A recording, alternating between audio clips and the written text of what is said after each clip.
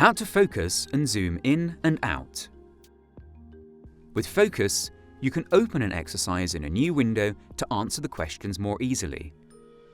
When you click the Focus icon in the toolbar, exercises which can be expanded will be shown with a dotted blue border around them.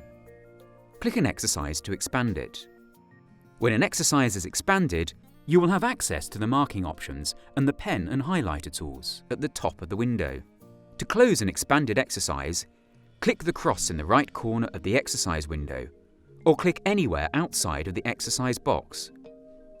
Answers you added when the exercise was expanded will be shown on the page. Zoom in. To increase the size of the page on screen, click the Zoom In icon.